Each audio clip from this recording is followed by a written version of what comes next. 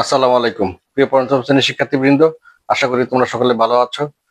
আমি তোমাদের আজকে আর্টিকেলে আরেকটি শূন্যস্থানে নিয়ে কথা বলবো। এখানে কতগুলো শূন্যস্থান রয়েছে, যেখানে আর্টিকেলের সঠিক আর্টিকেল তোমাকে বসাতে হবে। আমি আমার এই আজকের এই লেকচারের শুরুতেই একটি অনাকাঙ্ক্ষিত ভুলের জন্য ক্ষমা প্রার্থনা করছি, দুঃখ প্রকাশ করছি।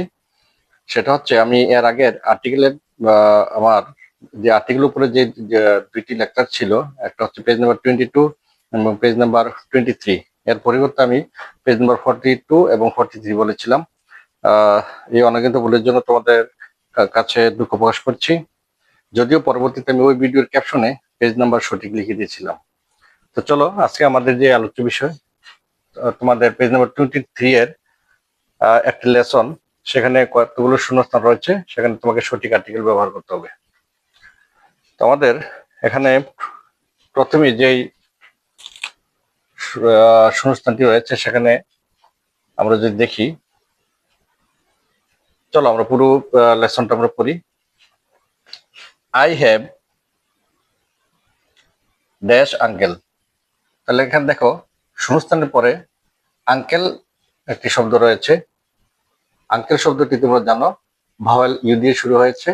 আর আমরা জানি কোনো শব্দ যদি বা কোনো নাউন যদি ভাওয়েল দিয়ে শুরু হয়, তার পূর্বে এন বসে। তাহলে এখানে অবশ্যই স্বাভাবিক নিয়মে এন হবে। আই হ্যাভ এন আঙ্কেল, আমার একজন চাচা রয়েছেন।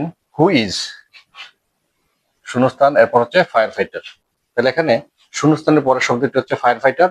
আর তোমরা জানো ফায়ার ফাইটার শব্দটি প্রথম লেটার হচ্ছে কনসোনেন্ট এফ। এফ যেহেতু কনসোনেন্ট, আর আমরা জানি কনসোনেন্টের পূর্বে এ বসাতে হয়। তাহলে এখানে কি হবে? এ ফায়ার ফাইটার। তাহলে পুরো সেন্টেন্সের অর্থ কি দাঁড়ালো? I have an uncle who is a fire fighter. আমার একজন চাচা রয়েছেন, যিনি একজন অগ্নি নির্বাপক কর্মী, অর্থাৎ তিনি আগুন নিবানোর চাকরি নিয়েছেন, আগুন নিবানোর কাজ করেন। যখন কোনো জায়গায় দুর্ঘটনা ঘটে, আগুন লেগে যায়, তখন তারা দ্রুত ছুটে এসে আগুন নিবায়, তাদেরকে বলা হয় ফায়ার ফাইটার। এক কথা বললে অগ্নি নির্বাপক কর্মী। অগ্নি মানে আগুন, নির্বাপক মানে নিবানো, আগুন নিবানোর কর্মী মানে তো জানো কর্মী। এরপরে সেন্টেন্স রয়েছে নাও, এখন। নাও অর্থ হচ্ছে এখন। He is posted in Rangpur, বর্তমানে সে রংপুরে কর্মরত রয়েছে। এরপরে সেন্টেন্সে যদি শূন্যস্থান ছিল না, আমি এটা বার করেছি, দা ব্যবহার করেছে। দা ডিস্ট্রিক্ট, এখানে কেন দা কেন ব্যবহার করা হয়েছে? দা ডিস্ট্রিক্ট জেলাটি, কোন জেলাটি? রংপুর জেলাটি, যা পূর্বের সেন্টেন্সে উল্লেখ করা হয়েছে যে রংপুর জেলা। এখানে রংপুর জেলাকে নির্দেশ করতে এখানে দা ডিস্ট্রিক্ট বলা হয়েছে।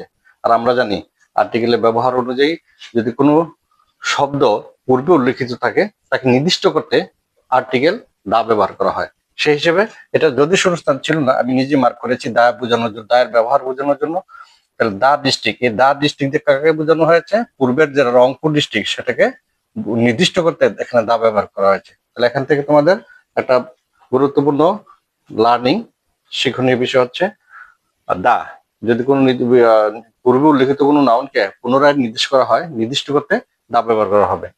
দা ডিস্ট্রিক্ট জেলাটি ইজ লোকেটেড, অবস্থিত। কোন জেলাটি? রংপুর জেলাটি অবস্থিত এট শূন্যস্থান নর্দার্ন পার্ট অফ বাংলাদেশ, বাংলাদেশের উত্তরাঞ্চলে। তাহলে বাংলাদেশে অনেক অঞ্চলই রয়েছে, উত্তর, দক্ষিণ, পূর্ব, পশ্চিম। এখানে নির্দিষ্ট করে বলা হয়েছে যে নর্দার্ন পার্ট অফ বাংলাদেশ। তাহলে অবশ্যই নির্দিষ্ট করে বলতে আমরা জানি দা ব্যবহার করতে হবে। দা নর্দার্ন পার্ট অফ বাংলাদেশ, বাংলাদেশের উত্তরাঞ্চলে এই রংপুর জেলাটি অবস্থিত। এরপরে ফিউ ডেজ এগো, কয়েকদিন পূর্বে। হি সেভড, তিনি রক্ষা করেছিলেন, বাঁচিয়েছিলেন। সেভ অর্থ বাঁচানো বা রক্ষা করা, তিনি বাঁচিয়েছিলেন।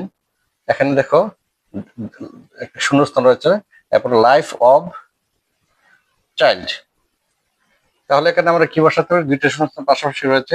এখানে একটি কৌশল মনে রাখতে পারো তোমরা।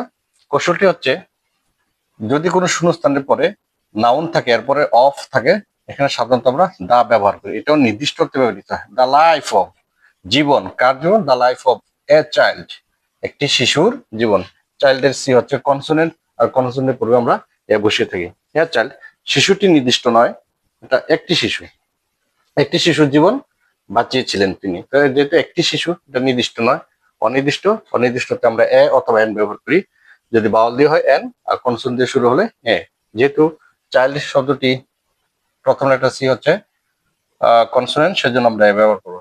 তো কি দাঁড়ালো? অর্থাৎ he save the life of a child, একটি শিশুর জীবন বাঁচিয়েছিলেন। দ্য লাইফ অফ এ, তাহলে এখানে দা আর এখানে হচ্ছে এ বসবে। এ চাইল্ড ফ্রম ফায়ার, আগুন থেকে একটি শিশুর জীবনকে বাঁচিয়েছিলেন।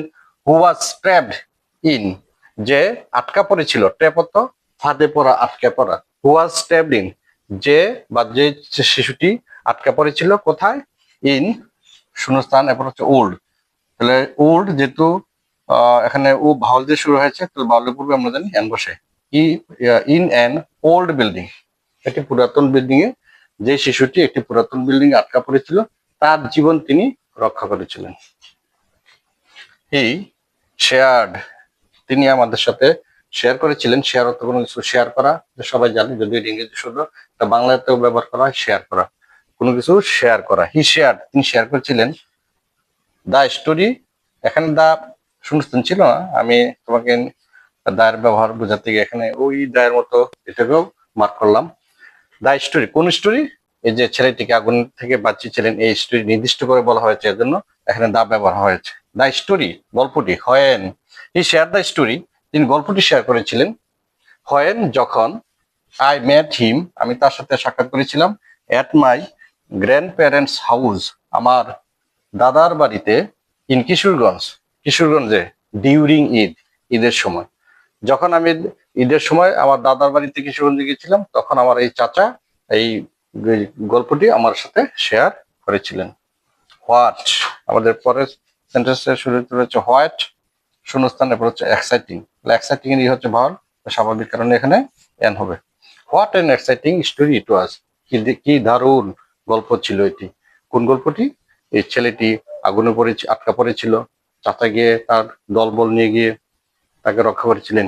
এই গল্পটি খুবই দারুণ একটি গল্প ছিল। তাহলে এই ছিল আজকের আমাদের এখানে এই লেসনের বিভিন্ন শূন্যস্থান এবং তার এই শূন্যস্থানের বিভিন্ন জায়গায় যে আর্টিকেল হবে তার লেসন। আশা করি এই আর্টিকেলের ব্যবহারটা, এই শূন্যস্থানটা খুবই গুরুত্বপূর্ণ। এখানে যতগুলো আর্টিকেল ব্যবহার হয়েছে, দায়ের ব্যবহার হয়েছে, এ ব্যবহার হয়েছে, এন ব্যবহার হয়েছে, প্রত্যেকটি নিয়ম অনুযায়ী ব্যবহৃত হয়েছে। তাহলে আশা করি তোমরা যদি এই নিয়মগুলো আয়ত্ত করে বুঝে শুনে করতে পারো, তাহলে এরই আলোকে তোমাদের পরবর্তী পরীক্ষায়, যে পরীক্ষায় আর্টিকেল সম্পর্কিত যদি কোনো প্যাসেজ এসে থাকে, তাহলে অবশ্যই তোমরা সঠিকভাবে উত্তর করতে পারবে। তো আশা করি বুঝতে পেরেছো। যদি এখানে কোনো ব্যাখ্যা বা বুঝতে কোনো সমস্যা হয়, তোমরা কমেন্ট সেকশনে জানিয়ে দিবে। আমি আমার পরবর্তী ভিডিওতে তোমার এই সমস্যাটাকে আবার ব্যাখ্যা সহকারে বুঝিয়ে দিতে আমি চেষ্টা করব। সেই পর্যন্ত ভালো থেকো, ভালোভাবে পড়াশোনা করো। আল্লাহ হাফেজ।